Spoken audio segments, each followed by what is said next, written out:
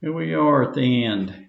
Okay, I'm going to run something by you. I'm going to be brief with this. Excuse me while I get comfortable. This is called transactional analysis, abbreviated TA. It's a theory of personality and it's a system of interactional therapy. And the basics are that it's an assumption that we make current decisions based on past premises. This gets a little out there, to say the least. The premises are in the past time appropriate based on survival needs, but then the validity disappears. So the emphasis with TA is cognitive and behavioral, the therapeutic process that goes along with it. There are three schools of this: classical, Schiffian, also known as reparenting, and redecisional. And then there are two minor, they're sometimes addressed as unofficial schools: self-parenting and corrective parenting. I want to talk to you about redecisional because that's what has become the more prominent out of all these schools. What you're trying to reach in transactional analysis is autonomy, and that's based on awareness, spontaneity, and the capacity for intimacy. What do we mean by intimacy? Trust, if you want to call it that. I can't be intimate with people if I don't trust. That's just an aspect of it. That's not the whole thing. So when I'm attempting to achieve this intimacy, this awareness, this spontaneity, then if I have autonomy, then I can make new decisions, and simplistically called redecide. So what does that do? Makes me capable of altering my life. Where is it headed? What you want the client to do is to recognize three things, and they're stated as ego states: parent, adult, and child. And you function in those areas. And then we also want a client to learn that your current behavior is influenced by the rules that you received when you're a child. You learn everything about perception initially in childhood. I've always said to my classes all these years that one of the most important words, if not the most important word, but at least way up there, is the word perception, because this is how you view the world. This is how you make decisions. You establish priorities. And I don't want to get to a long discussion about perception, but as you age, your perceptions change, because what was important when you were 12 doesn't mean anything when you're 42 or 50 or whatever the case is, or 70, or doesn't matter.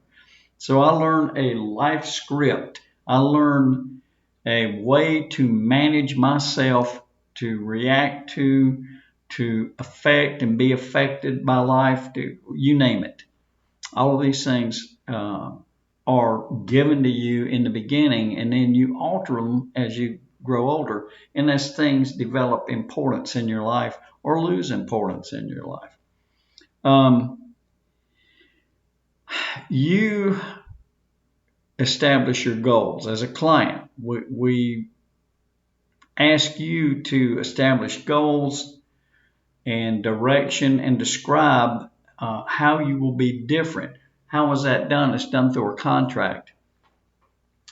You have to look at early decisions that you've made, and then we want you to recognize the inability or established ability to change aspects of your life that don't work anymore. Here again, age is going to play a role. You do a contract, actually written contract, that gives the details of what your goals are, what the direction is that you're going to follow to arrive at those goals, and then how you will be affected by the completion of your contract. And then the work is to turn those into reality. And how do you do that? You change your behavior. So the historical background is comes from Eric Berne. This is 1961, by the way. I think your textbook points that out to you. He was a psychologist, a psychoanalyst, and a psychiatrist, by the way. And he was his training was in Freudian psychology. So Berne developed this stuff. Ego states, again, parent, adult, and child, to give you a perspective of where this business came from. So let's talk very briefly about human nature, which is a part of this redirectional stuff, and maybe this will give you a better understanding of this. Anti-deterministic philosophy. That's a big mouthful of college words.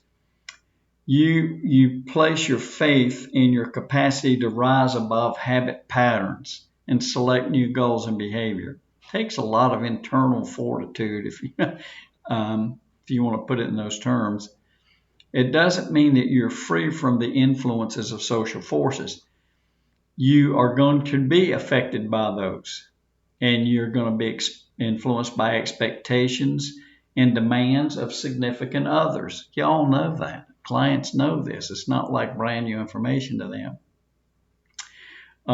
Your early decisions were primarily made based on expectations from others, including your dependency on them. So that's where your learning came from. That should make sense to you. You made decisions in order to survive, mentally and physically. They can be looked at now and challenged if they don't have any significant influence that you deem to be important. So that's the initial idea behind this TA business. And you can get very, very super involved in this. You can read about this as you wrap up the course if you're so interested. But it's something that you need to at least be aware of, because you may be able to apply this on your own. Be careful. If you monkey around with this, be sure that you have access to professional direction. In other words, don't try to heal yourself. Okay, so that's a wrap. I hope you get something out of this new transactional business, because it is relatively new. It's good stuff. Take care.